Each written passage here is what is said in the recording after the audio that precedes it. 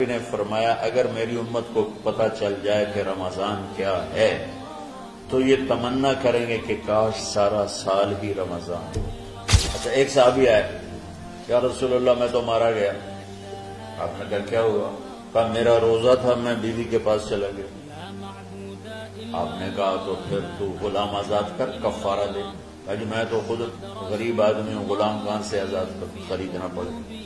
آپ نے فرمایا پھر آخر یہ کہ 60 روزے مسلسل رکھنے ہوتے ہیں جو کفارے کے ہوتے ہیں۔ وہ کہنے لگا ایک روزے چاہے کم کیتا ہے، 60 روزے جو میں کی کروں۔ آپ نے کہا ادھر آ، یہ کھجوریں لے جا اور 60 گھروں میں تقسیم کر دے۔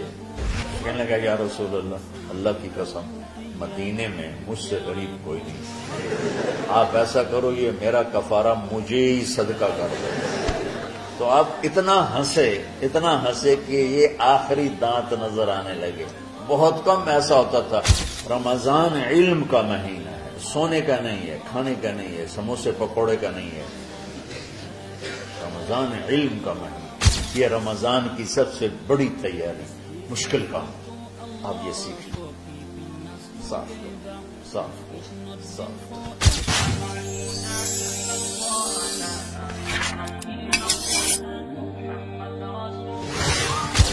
سارے مہینوں کے نام عربوں نے رکھے، محرم، صفر، ربیع الاول، ربیع الثانی، جمادی الاولی، جمادی الثانی، رجب، شعبان، رمضان، شوال، ذوالقعدہ، ذوالحج۔ اس میں جو رمضان ہے یہ نام اللہ نے رکھا، باقی مہینوں کے نام تو رکھے عربوں نے۔ پھر ان کی زبان پہ اللہ لایا رمضان، چونکہ ابھی تو دنیا بھی نہیں بنی تھی اور اللہ نے قرآن کی تلاوت فرمائی تھی، تو اس قرآن میں تھا شہر رمضان الذی انزل فیہ القرآن۔ تو رمضان کا نام اللہ نے پہلے سے چن رکھا تھا، پھر ان سے رکھوا دیا۔ رمضان کہتے ہیں رمض یرمز، جل جانا، جل جانا۔ رمضان کو رمضان کیوں کہتے ہیں؟ اس میں گناہ جل جاتے ہیں۔ مسلمان پہلا روزہ رکھتا ہے اور اس کے گناہ اللہ جلانا شروع کرتا ہے، اس کی بھوک پیاس کی آگ میں گناہوں کو ڈالتا ہے، جلاتا ہے۔ آخر 29 رمضان یا 30 رمضان آخری رات اللہ تعالیٰ اس کی پچھلے سال کے سارے گناہ معاف فرما دیتا ہے۔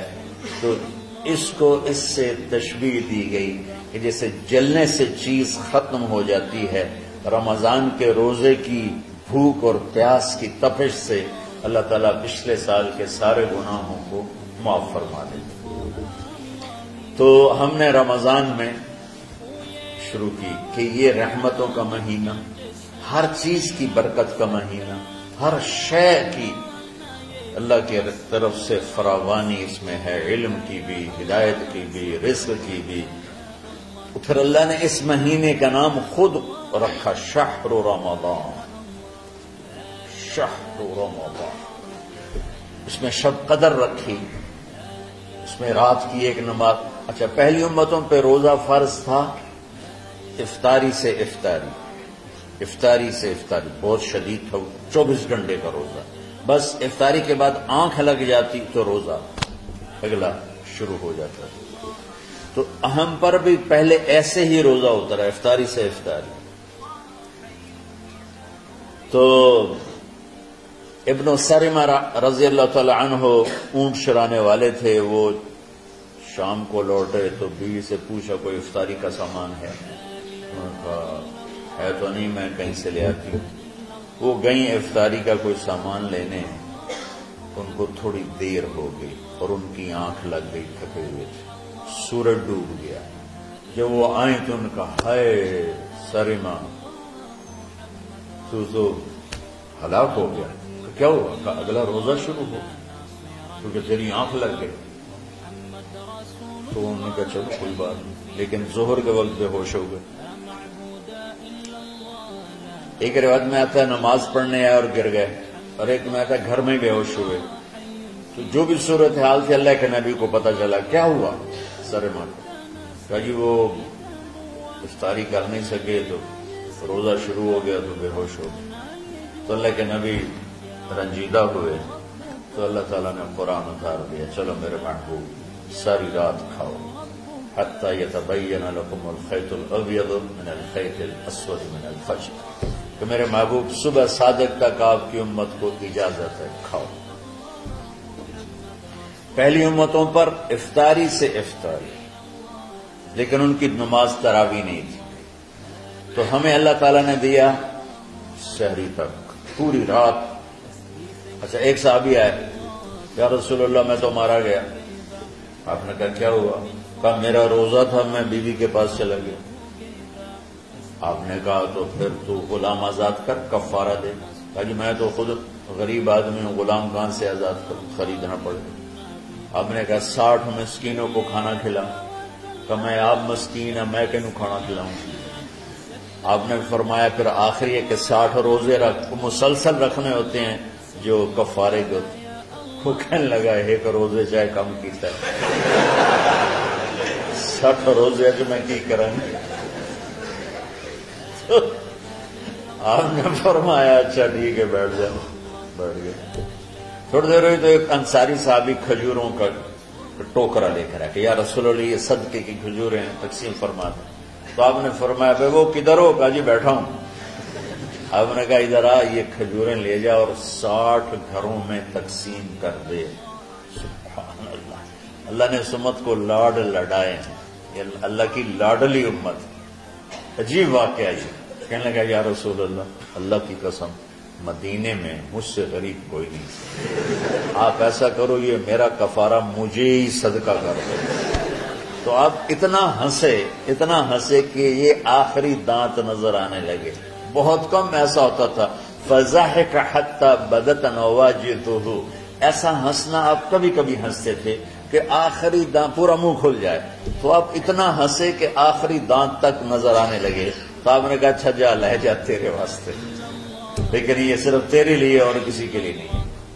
تو جب ایسی خیانت ہوئی تو اللہ تعالیٰ نے دوسرا حکم بھی اتار دیا، باشروہن، کہ تمہارے لیے بیوی بھی حلال ہے، کھانا بھی حلال ہے جب تک صبح صادق نہیں ہو جاتی۔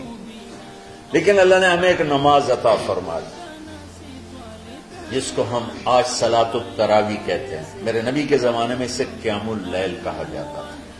تراویح کا نام کب پڑا اس کا تو مجھے پتہ نہیں، کہیں نہ کہیں لکھا ہوگا، لیکن صحابہ کے دور میں اس نماز کا نام تھا قیام اللیل۔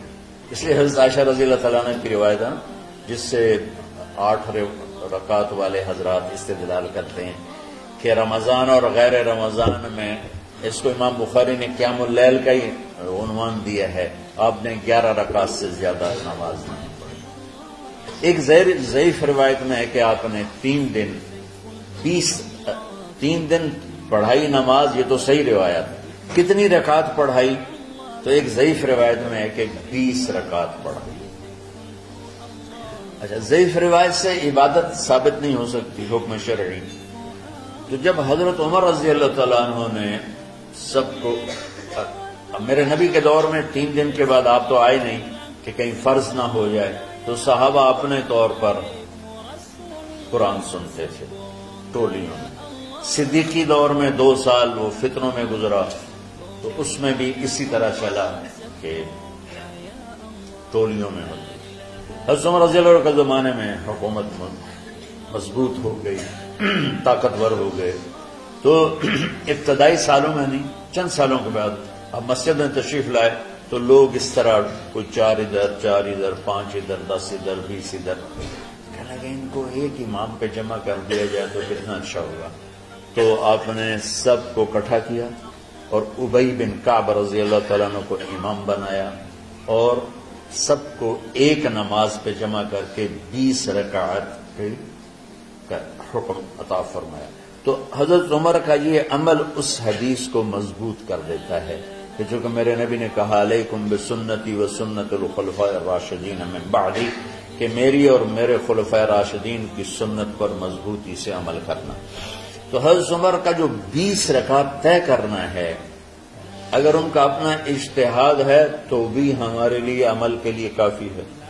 اور اگر ان کو یہ یاد ہے کہ میرے نبی نے 20 پڑھی تھیں تو اور زیادہ اچھی بات ہے، لیکن بہرحال جو 8 پڑھتا ہے ہمارا اس پہ بھی کوئی اعتراض نہیں، کیونکہ وہ بھی حدیث کے ساتھ بات کرتا ہے، اور باقی پوری امت 20 پڑھتی ہے، ان پر بھی اعتراض نہیں۔ میں ایک جگہ سے گزر رہا تھا، نماز کا وقت ہو گیا، اہل حدیث کی مسجد تھی، میں وہاں نماز پڑھنے چلا گیا تو ایک بہت بڑا اشتہار لکھا ہوا تھا، 20 تراویح ثابت کرنے والے کو 5 لاکھ روپے انعام۔ کس قدر بے وقوفی ہے اور کس قدر احمقانہ یہ امت کی باتیں ہیں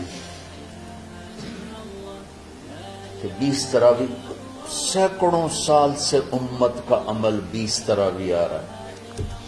تراویح کا نام جو پڑھا مجھے یوں لگتا ہے کہ اہل مکہ، یعنی اہل مکہ جو تھے نا، وہ 4 تراویح پڑھ کے ایک طواف کرتے تھے، تو وہ آرام کے لیے ہوتا، ترویحہ آرام، تھوڑی دیر کا آرام، تو 4 تراویح کے بعد ایک طواف کرتے تھے، وہ چھوٹا سا طواف 10 منٹ میں ختم ہو جاتا تھا، اور پھر 4 تراویح پڑھتے تھے، پھر طواف کرتے تھے، پھر 4 پڑھتے تھے، پھر طواف کرتے تھے۔ یہ صحابہ کے تھوڑے بعد کے دور کی بات۔ تو مدینے والوں کو پتا چلا کہ مکے والے تو یہ کرتے، وہ کہنے کے ایسا کی کری، انہوں نے کہا ایسی 40 تراویح پڑھا، 40 رکعت، وہ 40 رکعت پڑھتے تھے۔ تو نوافل میں کوئی سختی نہیں کہ بھائی 8 سے زیادہ نہیں پڑھنی، بدعت ہو جائے گی، اور 20 پڑھنا بدعت ہے، یہ سب جہالت کی بات ہے۔ بھائی 8 پڑھ رہے ہیں یہ غلط ہے، یہ بھی حماقت کی بات ہے۔ جو صحیح حدیث سے دلیل پکڑ کے کوئی عمل کرتا ہو تو بھائیو اس سے بحث نہ کیا کرو، مناظرہ نہ کیا کرو، یہ بہت نادانی والی بات۔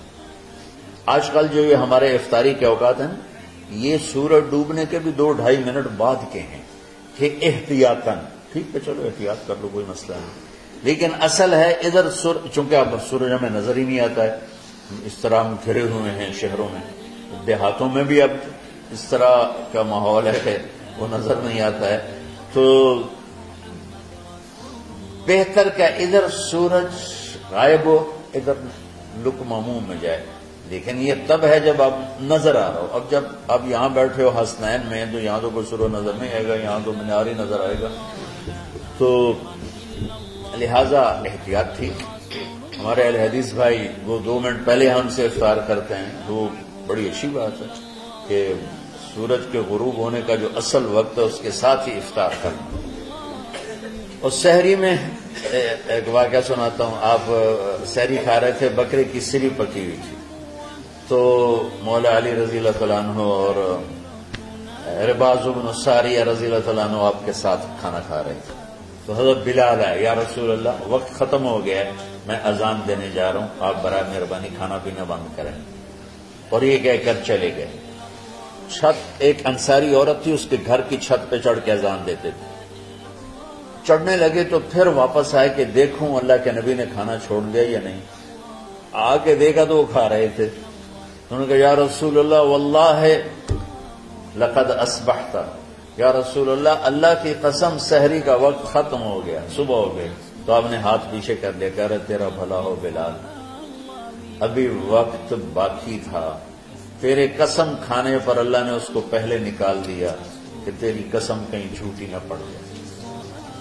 تو حضرت علی نے فرمایا کہ اگر بلال قسم نہ کھاتے تو جب تک میرے نبی کھاتے رہتے صبح صادق نہیں ہونی تھی، تو بالکل آخری وقت میں آپ کھاتے تھے تاکہ کم سے کم وقت امت پہ بھوک کا آئے۔ تو اللہ تعالیٰ آپ کے علم میں برکت دے۔ رمضان علم کا مہینہ ہے، سونے کا نہیں ہے، کھانے کا نہیں ہے، سموسے پکوڑے کا نہیں ہے، رمضان علم کا مہینہ۔ تو اب جب دوبارہ تھوڑا سا موسم ٹھنڈک کی طرف گیا اور رات کچھ تھوڑی لمبی ہونے لگی تو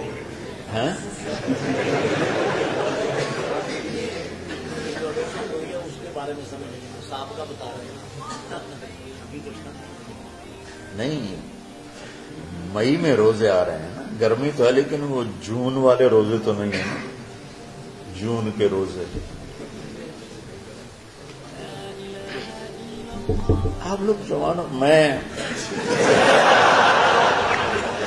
میرے جیسا کوئی آدمی کرے عذر بہانا تو ٹھیک ہے، اور پھر سحری کر کے اور فجر کی نماز کے بعد آرام ہوتا ہے، تھوڑی روٹین تبدیل ہوتی ہے، لیکن یہ دنیا مشقت کی اٹھانے کی جگہ ہے. بس رمضان کی سب سے بڑی تیاری کیا ہے کہ اپنے دلوں کو صاف کر دو پہلے سے. شعبان کی سب سے بڑی تیاری کیا ہے کہ اپنے دلوں کو صاف کر دو. جس دل میں نفرت ہو، بغض ہو، کسی کے لیے غصہ ہو، کسی کے لیے کیا کیا جذبے ہوں، دل صاف کرنا. شب قدر اس میں ہے، اللہ کا عرش پہلے آسمانوں پر ہے، سارا دن ساری رات اللہ کے اعلان ہو رہے ہیں، کوئی بخشش چاہنے والا، کوئی معافی چاہنے والا، کوئی رزق چاہنے والا، کوئی ہدایت چاہنے والا، کوئی شفا چاہنے والا، اور فرشتوں کے اعلان ہو رہے ہیں، بھلائی کرنے والے آگے بڑھ، برائی کرنے والے بس کر دے.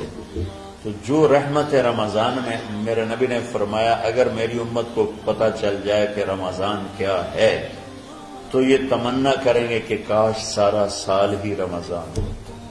تو ہم نے نظام بنایا ہوا ہے، لوگ وہ کر رہے ہیں، وہ روزانہ جھاڑو دیتے ہیں. تمہارا دل ایک آنگن ہے، ایک صحن ہے، اس میں بغض، نفرت، حسد، پتہ نہیں کیا کیا گندگیاں آئیں گی اور آتی رہیں گی. بچوں ایک کام کرو، جھاڑو پکڑ لو، صاف ہے. یا اللہ معاملہ تجھ سے کرنا ہے، لوگوں سے نہیں. کسی نے برا کہا، کسی نے غیبت کی، کسی نے گالی دی، کسی نے دھکا دیا، کسی نے حق مارا، کسی نے کچھ کیا. یا اللہ تیرے سپرد میں نے اپنے دل کو سب سے صاف کیا، میں نے اپنے دل کو سب سے صاف کیا.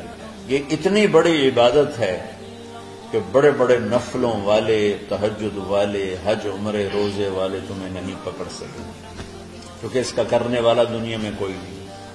نفل پڑھنے والے تو بے شمار ہیں، عمرے کرنے والے بے شمار ہیں، علماء بے شمار ہیں، حاجی بے شمار ہیں، سخاوت کرنے والے بے شمار ہیں، لیکن اس ٹکڑے کو صاف کرنے والا لاکھوں میں ایک بھی نہیں. مشکل کام، آپ یہ سیکھ لیں. صاف کرو، صاف کرو، صاف کرو. یہ رمضان کی سب سے بڑی تیاری. جس دل میں بغض بھرا ہو، نفرت بھری ہو، حسد بھرا ہو، کینہ بھرا ہو، اس میں خاک آئے، اس میں تو علم کی ایک کرن بھی نہیں آئے. زبان سے چاہے جتنے مرضی موتی بکھیرے، دل اس کا اندھا ہوگا. لا تعمل ابصار ولكن تعمل قلوب التي في الصدور. یہ آنکھوں سے اندھے نہیں، دل سے اندھے ہیں.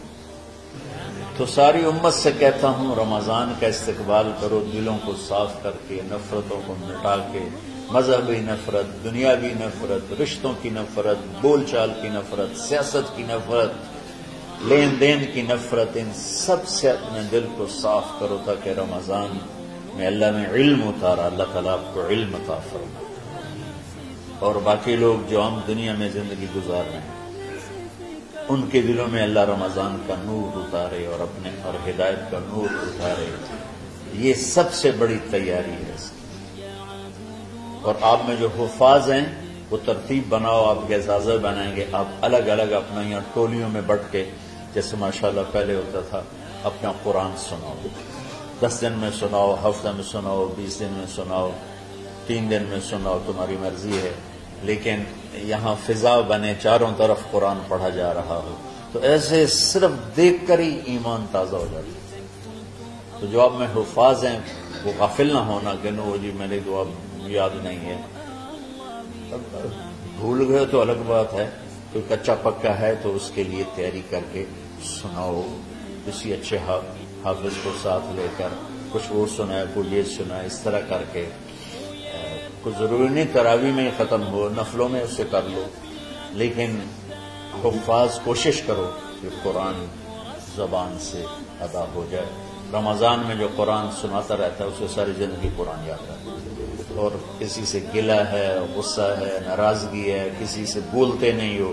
ابھی سے شعبان آ چکا ہے، آپ شعبان سے رمضان کی تیاری شروع فرما دیتے تھے. تو اس کی تیاری کیا ہے؟ وہ دلوں کو صاف کرو، معاف کرو، معافی مانگو، تمہارا قصور نہیں، پھر بھی معافی مانگ لو، دلوں کو صاف کرو اور اللہ سے سخاوت مانگو کہ اللہ کو سخی بھی پسند ہے اور صاف دل والا بھی پسند ہے۔